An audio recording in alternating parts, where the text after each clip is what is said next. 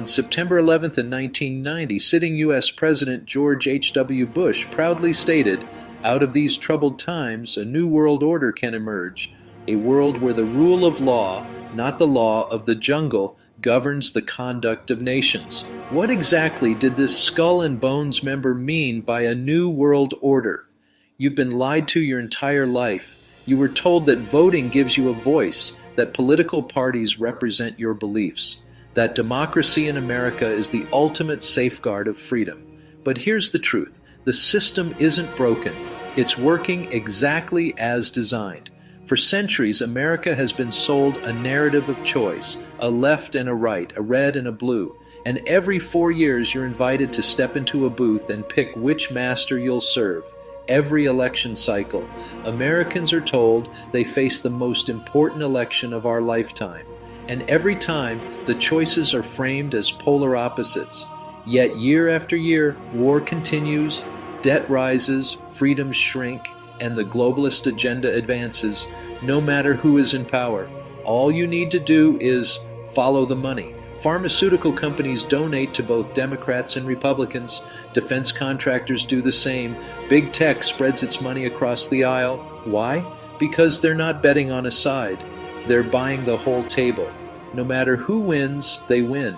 Even when a true outsider manages to rise, the system is designed to absorb or destroy them.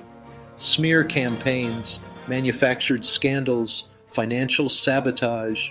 The left and the right are not opposing forces. They are two wings of the same predatory bird, circling above you, feeding on your division, while both serve the same hidden masters. Who benefits when two wings flap in perfect rhythm for the same two-headed eagle? Every election you think you have a choice, but you are choosing between carefully selected actors, vetted and approved by the same elite network that has been in power for generations. What if the real power never changes hands, no matter who sits in the Oval Office?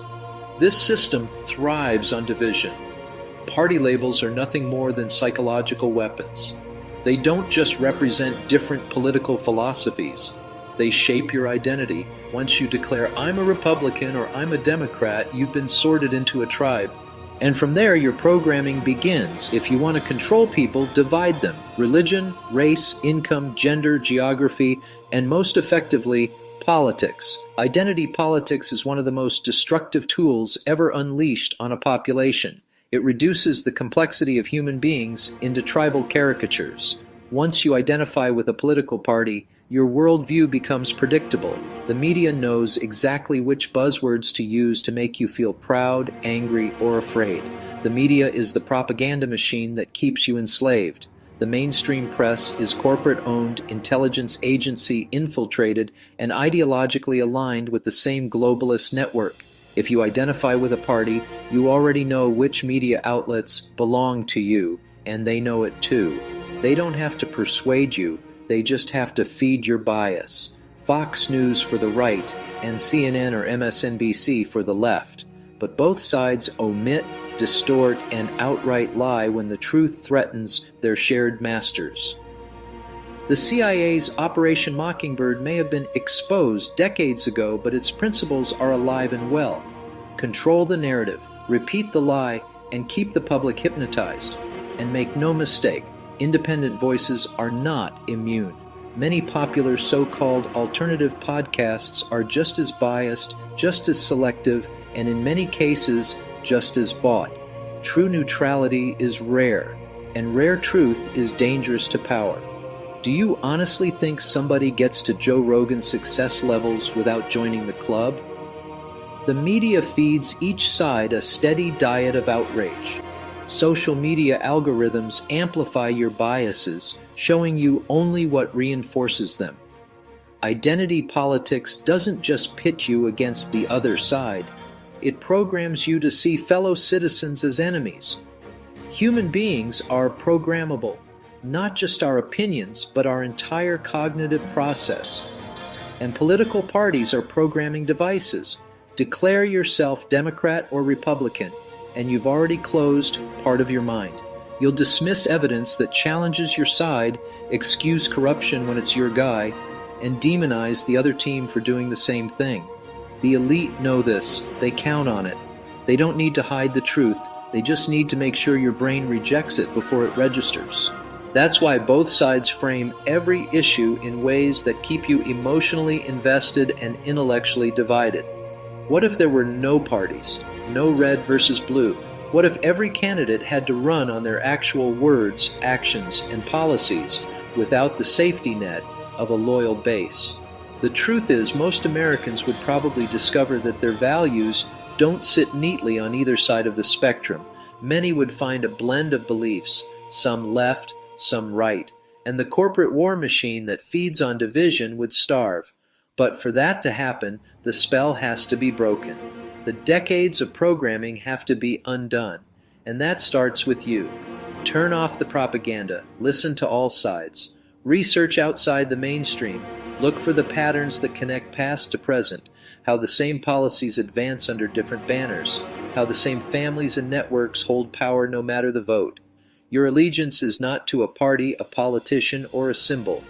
It should be to the truth, and truth has no party. As long as you identify as one of them, you'll never see that they're all one of them. Let me ask you a very important question. Who benefits when the population is split into hostile camps? Who wins when your neighbor becomes your enemy simply because of a yard sign? I'll tell you who. The ones who pull the strings from the shadows, the globalist elite, the dynastic families, the secret societies, the people whose names never appear on a ballot, but whose influence shapes every law, every war, and every cultural shift. Your enemy isn't the person who votes differently than you. Your enemy is the system that convinces you to hate them. The Apostle Paul warned about this kind of factionalism. In 1 Corinthians chapter 1, verse 10, he wrote, "I appeal to you that there be no divisions among you, but that you be united in the same mind and the same judgment." Yet today, division is celebrated as diversity of thought, when in reality it's manufactured opposition. You're not arguing with your political enemy because you reach different conclusions through critical thinking. You're arguing because you've both been fed two versions of the same script. The media's job is to make you believe the fight is real. CNN and Fox News pretend to be mortal rivals, yet both answer to the same corporate advertisers and global interests. They're not telling you the truth. They're giving you the script you're supposed to repeat. You've been conditioned since childhood to pick a side, Republican or Democrat, red or blue, right or left. You were told that to be a good citizen, you must pledge allegiance to one tribe and despise the other. This isn't democracy. It's psychological warfare. The labels are not meant to give you identity. They are meant to control it. In the Freemasonry text Morals and Dogma, Albert Pike writes, "The crowd is untruth. Its voice is that of falsehood. The craft must guide them without their knowing." The elite know that if you cling to truth, you can't be herded like cattle. So they flood your mind with bias until you lose the ability to think critically. Neutrality becomes impossible. Every issue becomes us versus them. This is why true neutrality has almost disappeared. Critical thinking has been replaced with reactive loyalty. People don't examine ideas anymore. They defend their team, no matter how corrupt their leaders become. You've been programmed to defend your side as if it were your identity, without ever realizing both sides work for the same globalist, Luciferian agenda. The real power sits behind the curtain, operating in the shadows, where oaths are sworn in secret rooms, not to the Constitution, not to God, but to the brotherhoods and networks that have been manipulating history for centuries. You are fed symbols, slogans, and narratives until you internalize them as truth. The phrase, "Make America Great Again," triggers one set of emotions. Hope and change triggers another. Both were tested, refined, and weaponized by the same behavioral scientists. Propaganda isn't just in news, it's in sitcoms, late-night comedy, Hollywood blockbusters, and even the sports you watch. Every cultural signal is designed to reinforce your side and vilify the other. Why? Because a divided population can't unite against the real enemy. The founders' vision of a free republic has been hijacked by a cartel of bankers, secret societies, and global power brokers. And once you trace the web far enough, you find that most roads lead to one word, Freemasonry. This isn't new. George Washington, America's first president, warned about the dangers of political factions. He called them potent engines by which cunning and ambitious men could subvert the power of the people. He saw it coming. But here's the irony. Washington himself was a master mason, initiated into a network that's played an outsized role in shaping the very political machinery he warned us about. The Freemasons were not just some casual fraternity of stonecutters. They were, and still are, an intricate network bound by oaths, symbolism, and shared ideology. From the founding of this nation, secret societies have sat in the shadows of power. 13 of the 39 men who signed the U.S. Constitution were Freemasons. The Great Seal of the United States, the unfinished pyramid and all-seeing eye, is pure Masonic symbolism. This influence didn't vanish after the founding. It evolved. It embedded itself in the very framework of government, business, media, and education. The Masonic doctrine of duality, the balance of light and dark, perfectly explains why they control both sides. They need you to believe there is opposition while ensuring both paths lead to the same destination. The Freemasonry text, Morals and Dogma, states, "We must give the people heroes to worship and villains to despise, but both must serve the craft." From the Bush dynasty to the Clinton machine to the carefully crafted image of Barack Obama, you've been given different faces but the same agenda, the same handlers, the same globalist playbook. So the question isn't who will win the next election. The question is, when did we stop having a choice? Think back to George H.W. Bush, former CIA director, Skull and Bones initiate, vice president under Reagan, and later president. He was the first to openly declare the coming New World Order in 1990, a phrase that wasn't a gaffe, but a mission statement. Then came Bill Clinton, a Rhodes Scholar with deep connections to the same elite networks, who pushed NAFTA, deregulated Wall Street, and expanded global corporate power, policies that benefited the same interests Bush had served. After 8 years of Clinton, you got George W. Bush, Skull and Bones member, another wartime president, pushing the Patriot Act and forever wars in the Middle East under the pretext of 9/11. And when his time was up, the establishment's solution was Barack Obama, the hope and change candidate who continued the surveillance state, expanded drone warfare, and bailed out the same financial elite responsible for the 2008 crash. And then after Donald Trump's first term, we had Obama's vice president take the helm.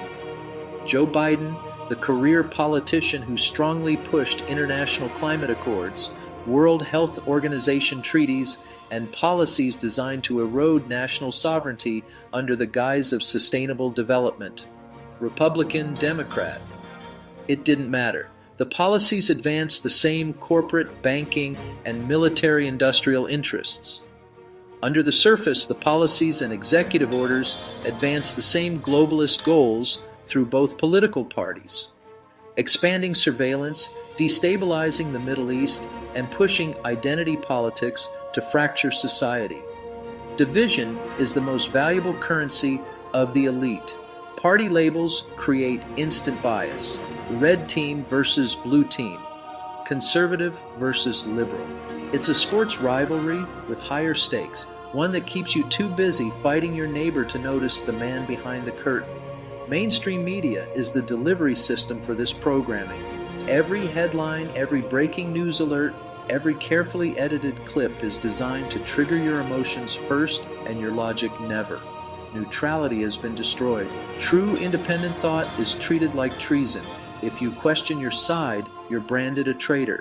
If you question both, you're called a conspiracy theorist. Your loyalty to a political party is not patriotism, it's programming. Here's what they don't want you to see. The same elite network funds both sides. The same defense contractors profit under Democrats and Republicans. The same banks write the checks. The same corporate lobbyists write the bills.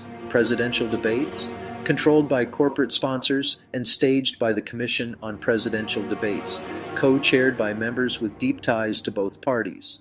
It's a masterclass in controlled opposition. They always follow proven formulas. Maybe this one sounds familiar to you. Step 1, manufacture crises. Step 2, Offer prepackaged solutions that expand government control. Step 3. Use the media to divide public opinion and turn the people against one another. Step 4. Consolidate more power for the same ruling class, no matter which party is in charge. Think about it. Why do policies like the Patriot Act survive both Bush and Obama administrations? Why do wars started under one party continue under the next? Because the players change, but the game remains the same. These aren't opposing legacies. They're coordinated moves in the same long game. And here's the key you're never told. These aren't isolated presidencies. They're chapters in one long narrative. They meet in the same rooms. They attend the same closed-door gatherings. Bilderberg, Council on Foreign Relations, Trilateral Commission. They speak the language of global governance, not national sovereignty. The Bush family fortune, tied to oil, banking, and even financing Nazi-linked companies before World War II. The Clintons, masters of influence peddling, from the Clinton Foundation's foreign donations to their deep ties with corporate lobbyists. Obama, groomed by the Chicago political machine, backed by Wall Street firms like Goldman Sachs before his 2008 rise. This is not conspiracy theory. This is documented history. And while they debate on camera for the public's entertainment, behind the scenes they advance the same core agenda. Consolidate wealth and power into fewer hands. Expand surveillance and data collection, merge national economies into global trade systems, and use war, crisis, and fear to justify authoritarian measures. This is why, no matter who you vote for, you keep getting more debt, more foreign wars, more erosion of privacy, and more consolidation of corporate control. This is exactly what the political machine does. It dresses corruption in the robes of patriotism. It convinces you that bombing another country is spreading democracy, that stripping freedoms is keeping you safe, that selling out your nation's sovereignty is being a good global citizen. But here's the dangerous part. They know that to keep this system running, you must believe in the illusion of choice. You must believe the left and right are mortal enemies. You must fight your neighbor over party loyalty. You must be distracted by culture wars, while the real war, the war for your mind, your freedoms, and your future, rages quietly above your head. So where does this leave you? It leaves you with a choice, not between two candidates on a ballot, but between staying asleep or waking up. Because once you see the strings, you can't unsee them. You start questioning why Bush Sr. talked about the New World Order and why Clinton pushed globalist trade, why Bush Jr. expanded wars without end, and why Obama, the supposed anti-war president, dropped more bombs than Bush. You start seeing that it's not about left or right, it's about them and us.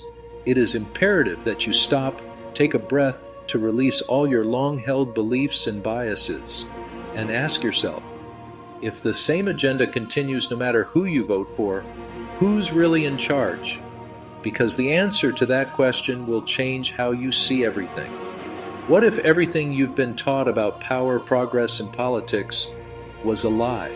What if the faces you've trusted, the presidents, the leaders, the dynasties, were nothing more than actors reading a script written by forces that do not serve you?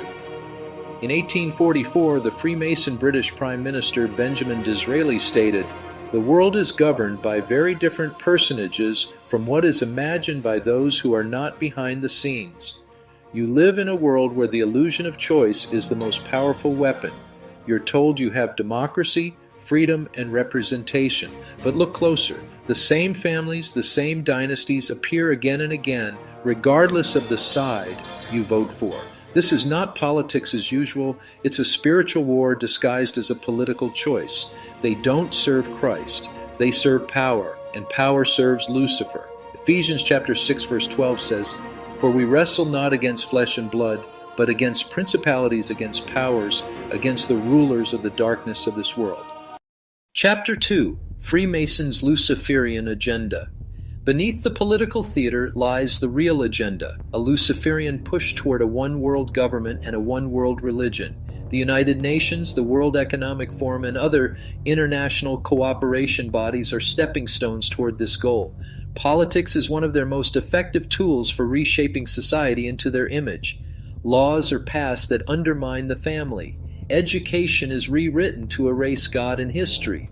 Culture is saturated with anti-biblical values, and the population applauds because it's all done in the name of progress, equality, or safety. At the highest levels, politics is not just about money and power, it's about spiritual war.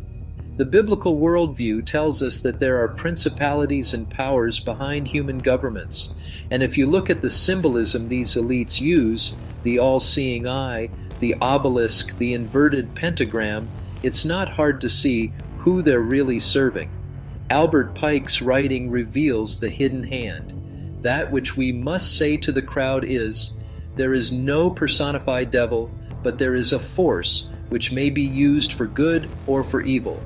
The Luciferian doctrine is that this force should be used for enlightenment. Enlightenment, in their terms, means liberation from God's moral law. It means becoming your own God. It's the same lie from the Garden of Eden. You shall be as gods. Morals and Dogma, the Freemasonic cornerstone, declares, Lucifer, the light-bearer, strange and mysterious name to give to the spirit of darkness, doubt it not. Now compare that to John chapter 8, verse 44.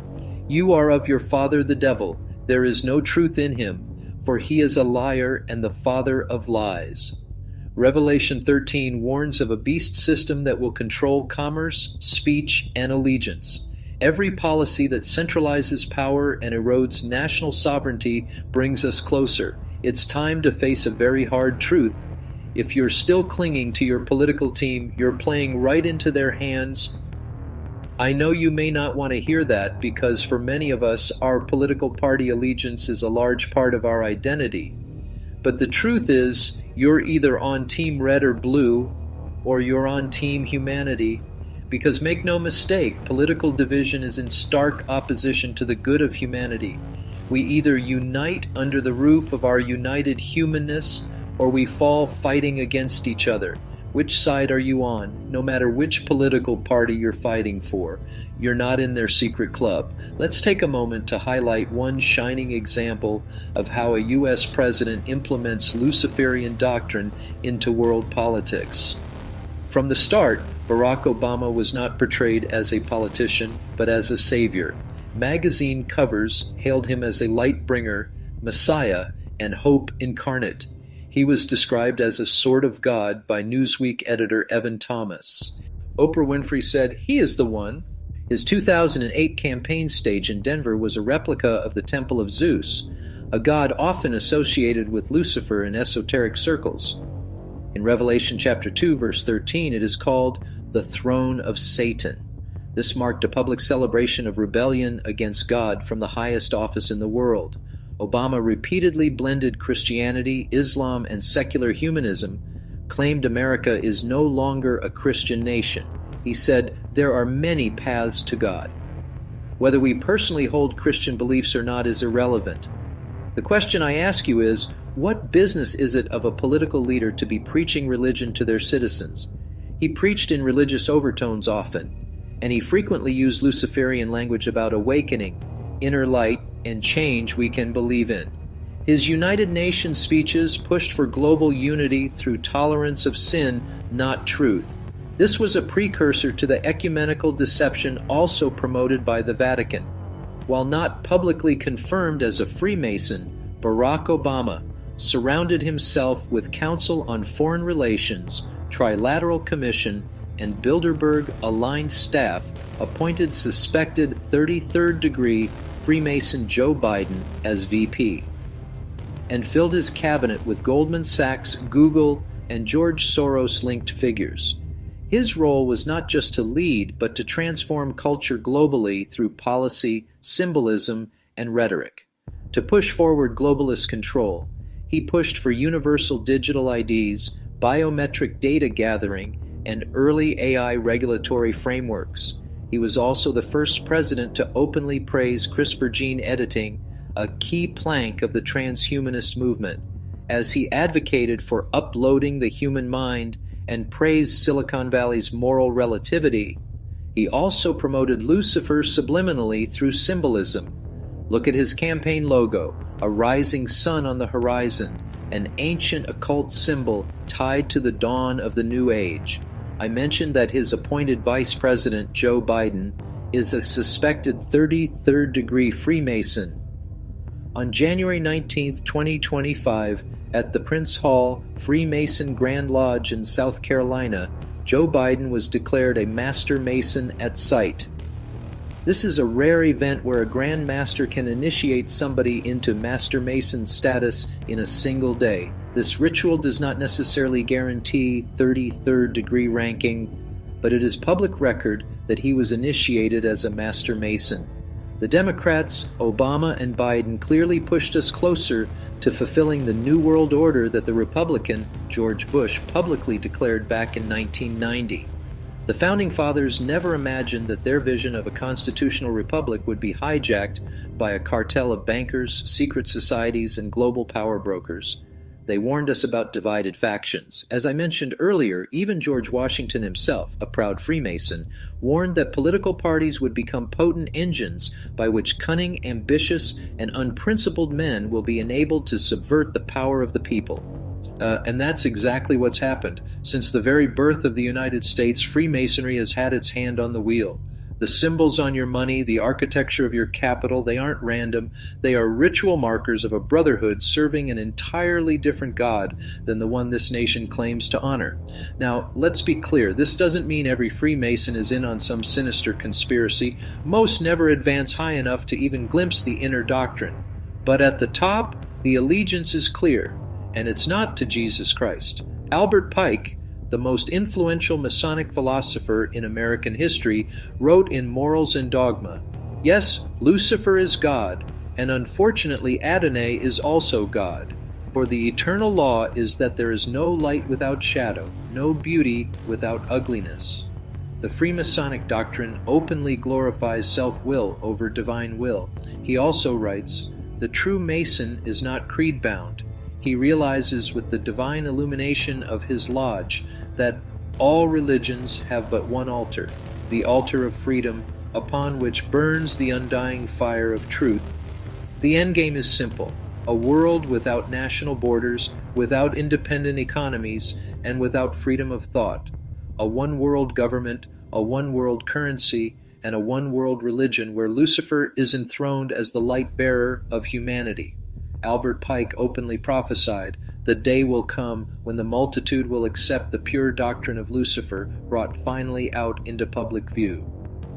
This is why Revelation chapter 13 verses 7 and 8 warns, "And all who dwell on earth will worship it, everyone whose name has not been written before the foundation of the world in the book of life of the Lamb who was slain." This isn't just politics, it's a spiritual war. The Luciferian system doesn't care which side you pick. It only cares that you stay on the board they control. That's why you'll see Freemason handshakes between supposed political enemies. That's why legislation that strips your freedoms passes under both parties. And that's why, no matter how passionately you vote, the trajectory of the nation never changes direction. It only accelerates. Freemasonry isn't the only player in the game. The Vatican, the British Crown, global banking dynasties, they all sit at the same table. And beyond America, the pattern repeats. Winston Churchill, King Edward VII, Francois Mitterrand, Simon Bolivar, Giuseppe Garibaldi, all men of the craft, all advancing agendas that are far bigger than the countries they led. Political parties don't control them, they control political parties. For over 2 centuries, secret societies like the Freemasons have quietly shaped the course of nations. You don't have to speculate, you can read the names. From the founding of the U.S. Republic to the present, Freemasonry and allied elite societies have shaped policy, personnel, and perception. We can start with the obvious. Here are a few confirmed Freemason U.S. presidents. The very first U.S. president, George Washington, was initiated in Fredericksburg Lodge No. 4. His tombstone shows his title of being a Freemason first above his title of being President of the United States. James Monroe in Williamsburg Lodge No. 6. Andrew Jackson was Grand Master of Tennessee. James K. Polk in Columbia Lodge No. 31.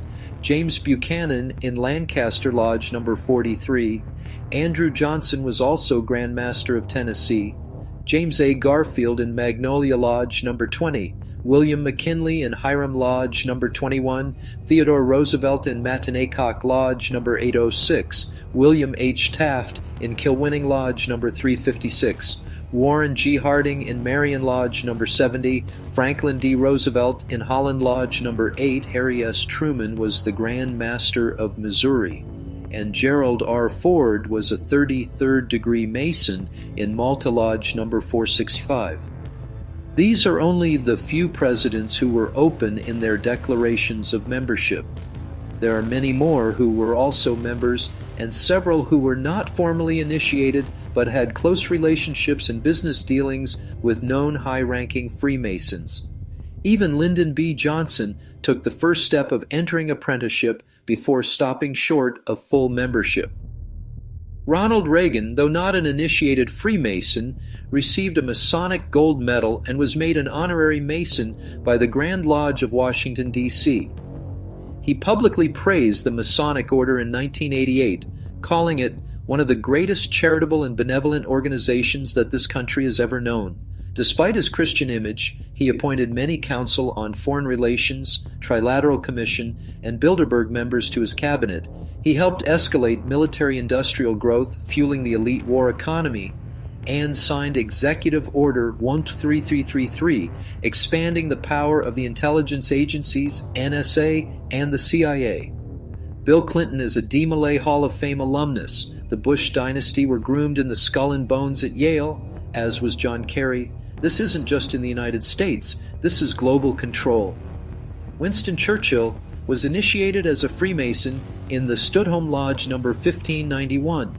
Giuseppe Garibaldi was a 33rd degree Freemason. José de San Martin, the builder of the Lautaro Network in the South American independence era.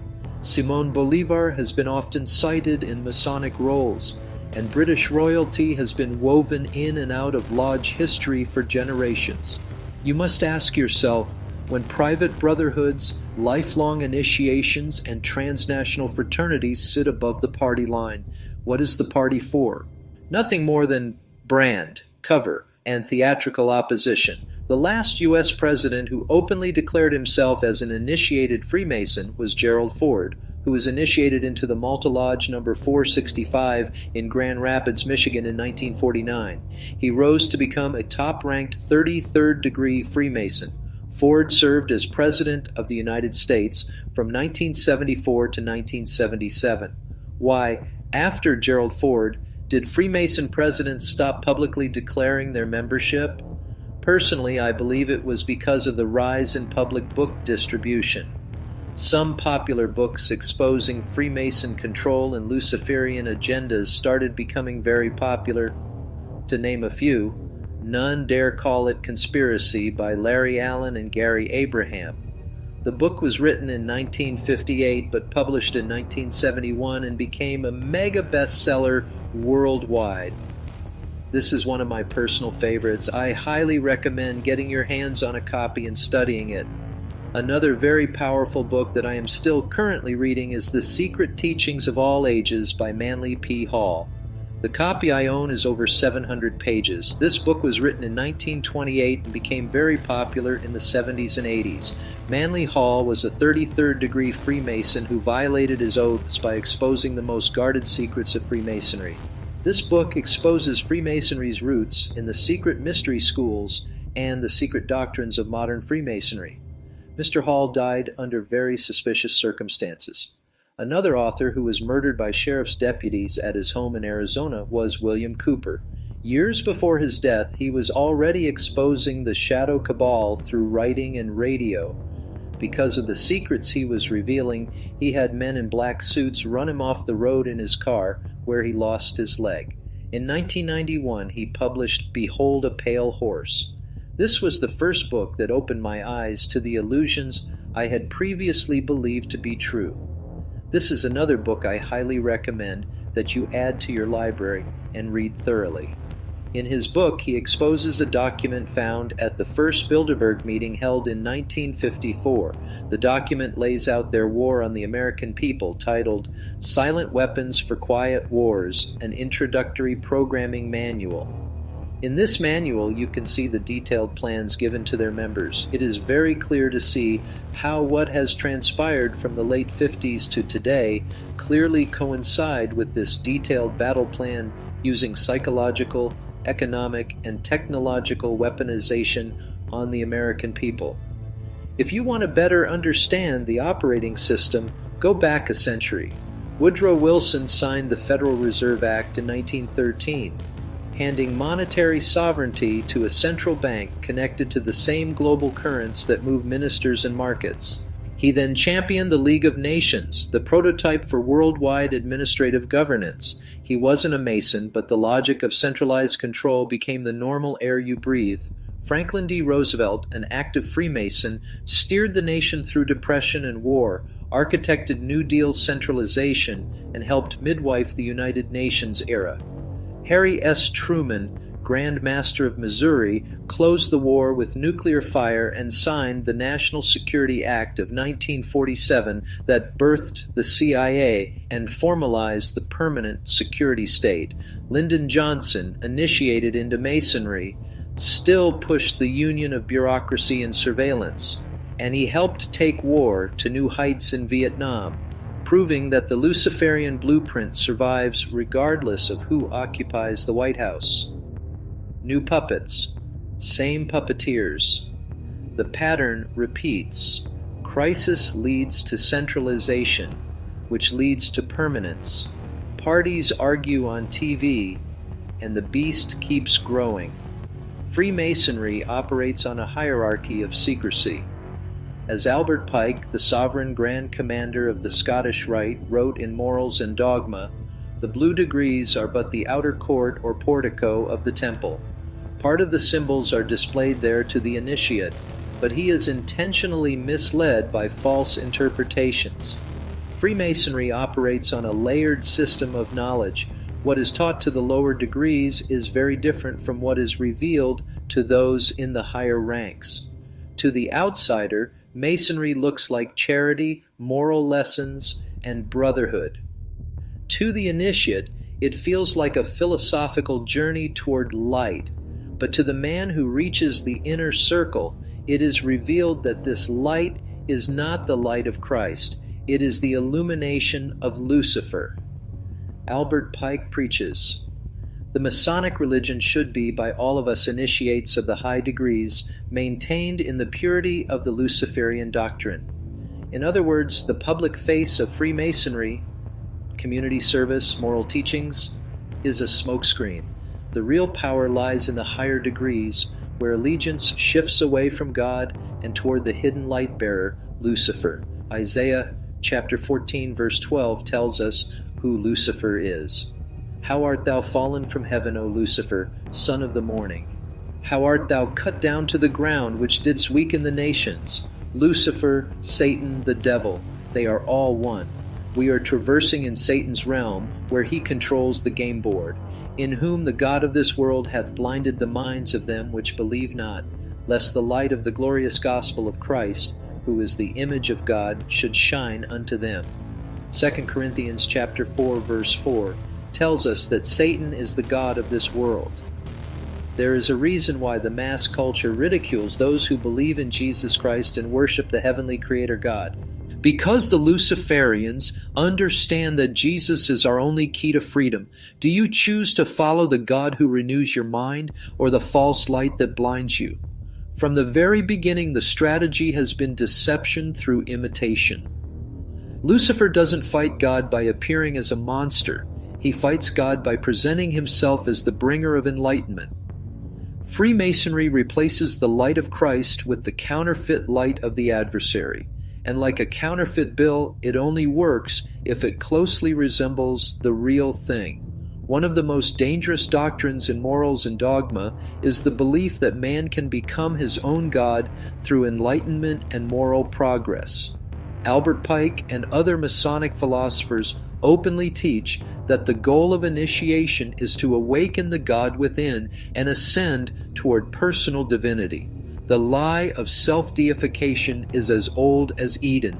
Satan's original promise to Eve was, "Ye shall be as gods," in Genesis chapter 3, verse 5. This is not enlightenment, it's rebellion. Morals and Dogma says, Masonry, around whose altars the Christian, the Hebrew, the Muslim, the Brahmin, the followers of Confucius and Zoroaster can assemble as brethren and unite in prayer to the one God who is above all the Baalim. Baalim is the plural form of the word Baal, which translates in Hebrew as Lord, Master, or Owner. And Pike also clarifies this ideology by stating, Masonry sees in all religions a common truth. It invites to its altar men of all creeds to unite in the worship of the universal God. The universal God of the elite is not the God of the Bible. It's the God of this world. Freemasonry teaches that all religions ultimately lead to the same God, a belief known as universalism. In the lodge, Muslims, Hindus, Christians, and even open occultists kneel at the same altar, swearing allegiance to the same Masonic great architect of the universe. Morals and Dogma teaches Masonry regards all the great religions of the world as its own and accepts them all as pathways to the light. But Jesus spoke the opposite. Matthew chapter 7 verses 13 and 14 teach you, Enter ye in at the strait gate, because strait is the gate, and narrow is the way which leadeth unto life, and few there be that find it. Universalism removes the exclusivity of Christ and replaces it with the inclusivity of Lucifer's deception. A godless state doesn't require your worship, only your obedience. This is why Freemasonry is used to influence our subconscious minds through symbolism and language. However, the Freemasonry we see is only one layer of the deception. Freemasonry hides its doctrines in plain sight through symbols, the square and compass, the all-seeing eye, the checkerboard floor. To the uninitiated, these are harmless emblems. To the adept, they are encoded maps of occult knowledge, symbols that trace their lineage back to Babylon, Egypt, and the mystery religions. Morals and Dogma states, symbols are the language of the mysteries. They conceal from the profane and reveal only to those prepared to receive the light. But Jesus never concealed the path to salvation. In John chapter 14, verse 6, he invites us with, I am the way, the truth, and the life. No man cometh unto the Father but by me. The gospel is open, free, and simple. The kingdom of Christ is not hidden behind degrees, oaths, and symbols. It is offered to all who will repent and believe.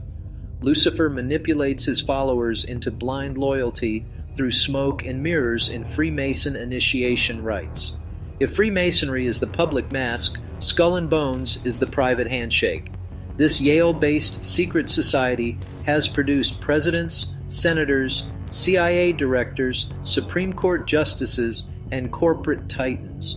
Both George W. Bush and John Kerry, supposedly political rivals in 2004, were bonesmen. When asked about it on national television, both men laughed it off, calling it so secret we can't talk about it. That's not a rivalry, that's fraternity loyalty. And it goes deeper. The Reagan-Bush dynasty didn't just happen because of public support. Reagan's campaign was stacked with Council on Foreign Relations insiders. After surviving an assassination attempt, Reagan's administration increasingly served the very same globalist banking and military interests he once claimed to oppose. All while Bush, a former CIA director and Skull and Bones member, waited in the wings. Could it be that Reagan was shot because he didn't want to go along with the program anymore? Same with Lincoln, JFK, or Trump? Please bear in mind, this is not a statement, it's just a sincere question that needs to be asked. Ronald Reagan was publicly honored by Freemasons. Abraham Lincoln is seen in photos standing next to two men posing with secret Freemason hand signs. I don't think you rise to the level of wealth and power of Donald Trump or the Kennedy family without joining the club. But could these men have had a change of heart and decided to go against the Brotherhood? The politicians will always frame their agendas in a way that makes them look like heroes in your eyes. They are groomed to be great deceivers. Listen to what 2 Corinthians chapter 11 verse 14 tells us about the father of lies. and no marvel, for Satan himself is transformed into an angel of light. You must learn to see through the deception. Anchor yourself in the Word of God, the only truth that stands against the counterfeit light. The elite have their altar. You have yours. The question is, whose fire will you keep burning? Perhaps the most chilling aspect of Freemasonry is the taking of blood oaths, vows that bind the initiate to secrecy under penalty of death. The candidate pledges never to reveal the secrets of the lodge, with punishments described in grotesque detail, having the throat cut, the body dismembered, or being buried alive. Morals and Dogma confirms this by stating the obligation is sacred and inviolable. The penalty is just, for betrayal is the unpardonable sin of Masonry. Christ taught no such thing. In Matthew chapter 5, verses 34 to 37, he tells us, "Swear not at all, but let your communication be yea, yea, nay, nay, for whatsoever is more than these cometh of evil." In other words, do not commit to secret oaths and speak truth plainly. Masonic oaths are rooted in the darkness of deception, not the light of truth. These oaths are not merely ceremonial, they are spiritual covenants, and every covenant not made with God is made against him. In higher Masonic philosophy, good and evil are not fixed. They are two sides of the same coin. Albert Pike describes Lucifer not as evil, but as the one who liberates man from ignorance, while Jehovah, the God of the Bible, is depicted as a tyrant keeping man in darkness. Morals and Dogma teaches the belief that which we call evil is only the reverse of the metal. It is the necessary balance to good. Yet the Bible is absolute, stating in Isaiah chapter 5 verse 20, "Woe unto them that call evil good and good evil, that put darkness for light and light for darkness." This moral inversion is the seedbed of chaos, allowing men to justify any sin in the name of balance. And we are seeing that on full display in our modern society. At the end of the day, this war between Lucifer and Christ is not fought in lodges, temples, or books. It is fought in the human heart. Freemasonry offers a path of secrecy, symbols, and self-exaltation. Christ offers a path of truth, openness, and self-denial. One path ends in the worship of the created. The other ends in the worship of the Creator. If you've seen the parallels today between the teachings of morals and dogma and the lies of Lucifer and have felt the truth of Jesus Christ, do not ignore it. Reject the counterfeit light. Walk in the light of Christ. Your choice is not a small one. It is the deciding factor in where you will spend eternity. For now, though, your soul is still trapped in the flesh and needs to learn how to navigate this modern political landscape in a way that empowers you rather than enslave you. Most people cling to political identity like it's part of their soul, but it is not. Chapter 3, America, Land of the Free. They tell you America is a free nation, that your voice matters, that your vote is your power. But this freedom you cling to is a carefully constructed illusion, a stage play scripted by the same hidden hands controlling both sides of the political spectrum. You've been told you live in a free republic, but the real power? It's not in the White House, it's not in Congress, it's not even in the Supreme Court. The real power operates in the shadows, through secret societies, elite networks, and spiritual forces you've been trained to ignore, and if you dare to see it, you will never look at the American flag or your vote the same way again. Democrats and Republicans aren't mortal enemies, but co-actors in the same performance, two wings on the same bird, and that bird is not flying toward freedom, it's descending into something far darker. Here's the reality. Both parties are funded by the same banking institutions, corporate donors, and billionaire class. The same think tanks write their policy proposals. The same lobbyists whisper in their ears. Whether you vote red or blue, the globalist agenda moves forward. This isn't democracy, it's managed consent. They distract you with debates over surface-level issues while advancing the same core goals: centralized power, perpetual war, financial enslavement, cultural destabilization, and the erosion of faith. The two-party label is a filter that blocks clarity. Once you declare Democrat or Republican, your brain switches to identity defense mode. You stop evaluating ideas. You defend your team. The media feeds that reflex. The podcast you choose feeds it. The algorithm recognizes your outrage signature and rewards you with more of the same. Now your nervous system is trained to chase dopamine hits from headlines designed to keep you on team. It feels like belonging. It feels like fighting for good. But it's hurting behavior and it's profitable. This is why your country feels like a loud cafeteria food fight. Everyone's performing, nobody's thinking. Watch how the shell game works. When the right is in power, the security state expands, global policing tightens, corporate consolidation accelerates. When the left is in power, cultural engineering accelerates, speech regimes harden, technocratic controls are normalized. Either way, the rails are the same. Central banks steer the macro. Intelligence communities expand authorities. Supranational bodies set rules the electorate never voted on. Private fraternities and networks connect the handlers across party lines. If you're waiting for a televised debate to reveal that, you'll die waiting, because both podiums are leased from the same landlord. This isn't about proving a single grand conspiracy. It's about showing the continuity of method. Each era ratchets the same system forward. Finance, intelligence, supranational rules, cultural reprogramming, regardless of party. You don't need to believe every dark claim about secret lodges to see the surface machinery. Donors fund both sides, lobbyists write the bills, civil society groups seed narratives, tech platforms curate speech, intelligence agencies leak selectively when needed. You are given a binary, then punished for nuance. That's not an accident, it's a design. Masonic networks have positioned their members into the highest offices of power on both sides of the political aisle. The roots of this deception stretch back centuries, woven into the founding of this nation and the very fabric of global power. Freemasonry's fingerprints are everywhere, etched into architecture, embedded in political traditions, and proudly worn by countless U.S. presidents. Freemasonry is only one branch of the web. Others are far more secretive. Skull and Bones at Yale, the Bohemian Club, the Bilderberg Group. These aren't conspiracy theories. They're documented networks where political leaders, banking elites, and corporate titans meet in private, deciding your future without your consent. The dynastic families, Rothschilds, Rockefellers, Morgans, learned long ago that direct rule sparks rebellion. But if you give people the illusion of self-governance, you can control them more efficiently.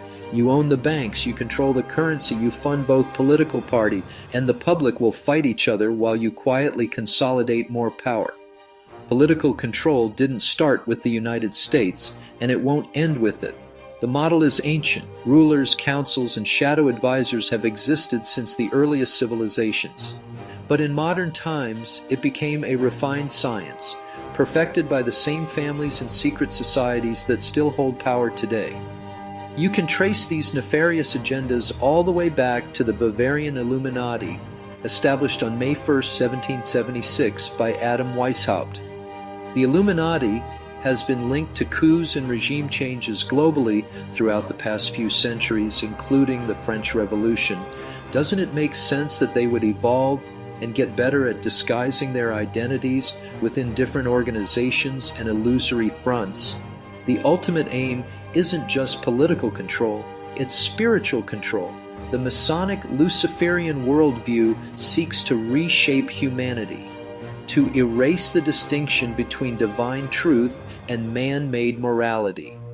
Jesus said in Matthew chapter 7, verses 15 and 16, "Beware of false prophets who come to you in sheep's clothing, but inwardly are ravenous wolves. You will recognize them by their fruits." The fruits of this system are division, deception, and destruction.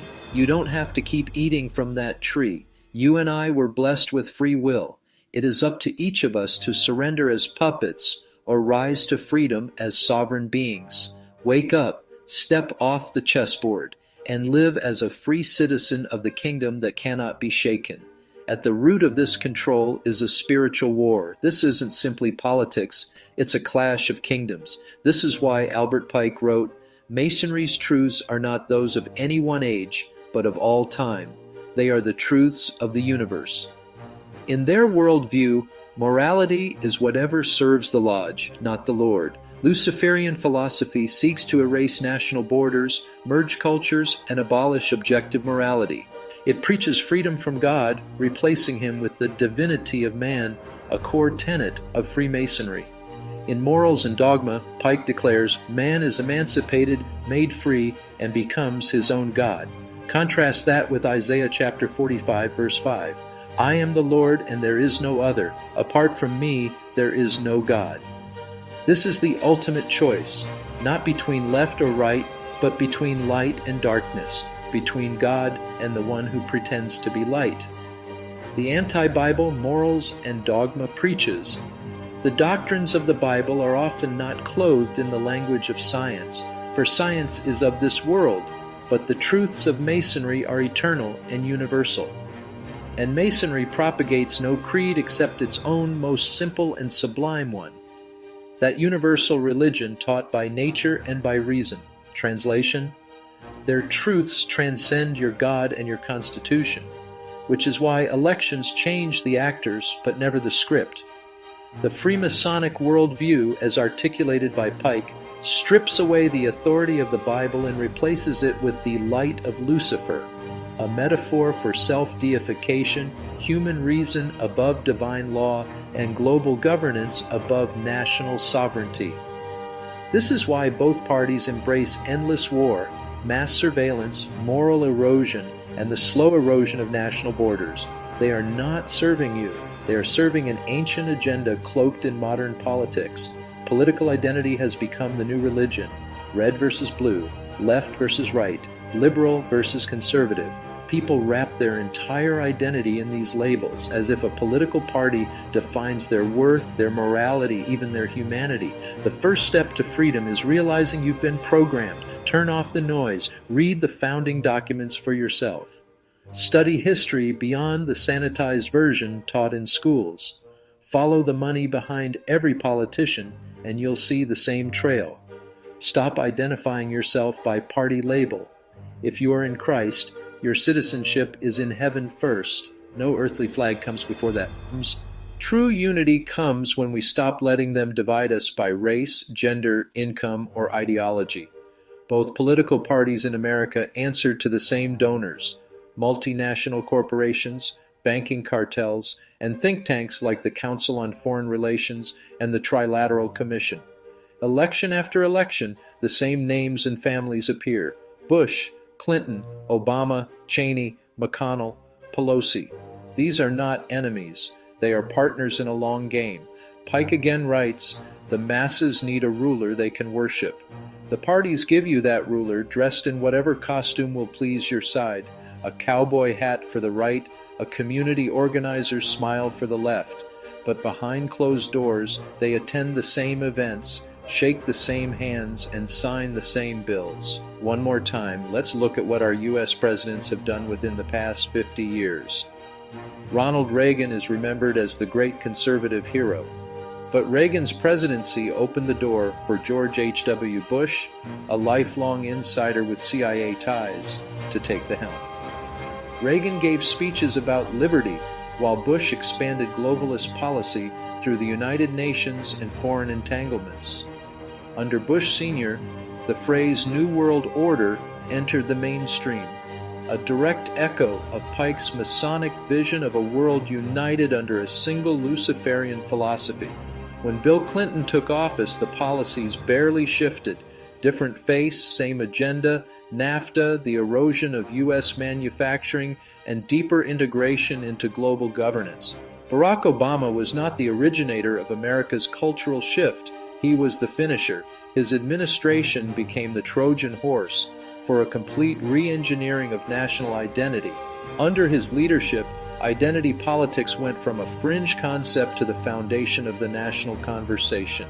Division wasn't an accident, it was the goal. And Biden? He's the perfect closer, a career politician whose strings are so visible they might as well hang from the ceiling.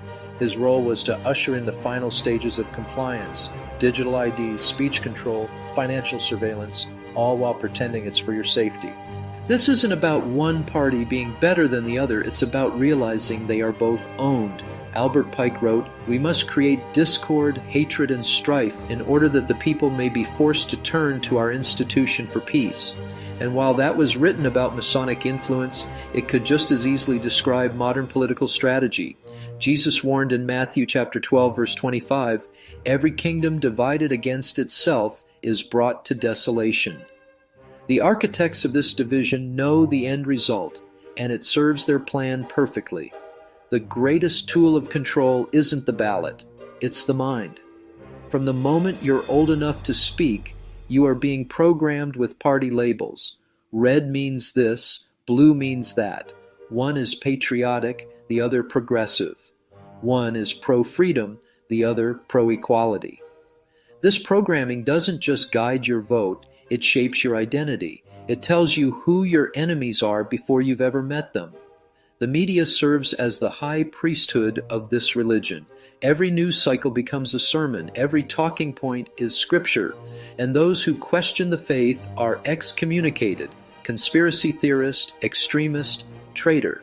This is where you make a choice, not between red and blue, but between truth and deception. Step outside the party labels, turn off the programming, question every narrative, even the ones you want to believe.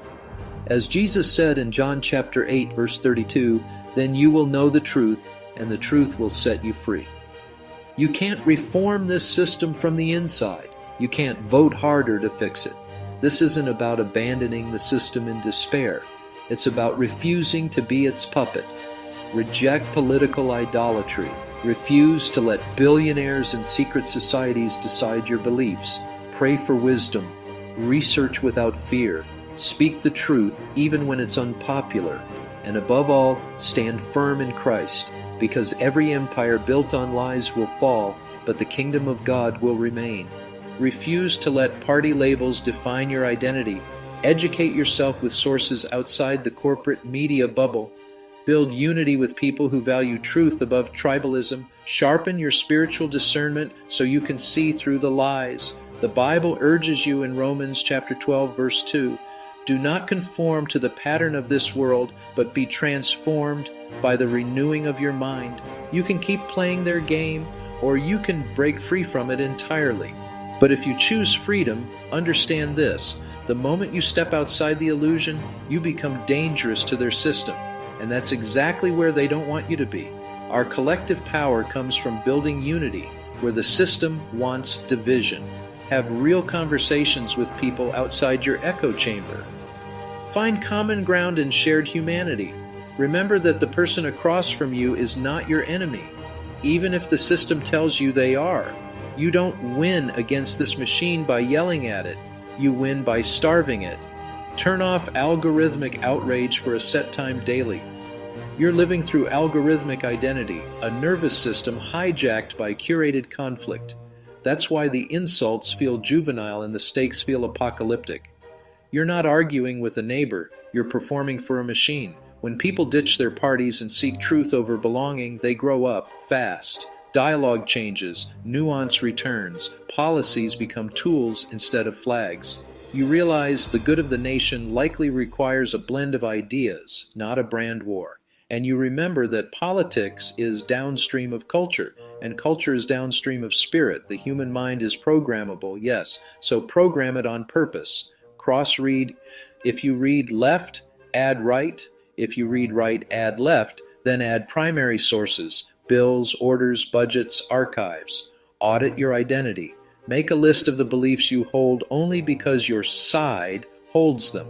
Then go hunting for their strongest counter-arguments. Practice living in a neutral space and build new beliefs from concerted research and not from headlines and TikTok clips. Follow the money.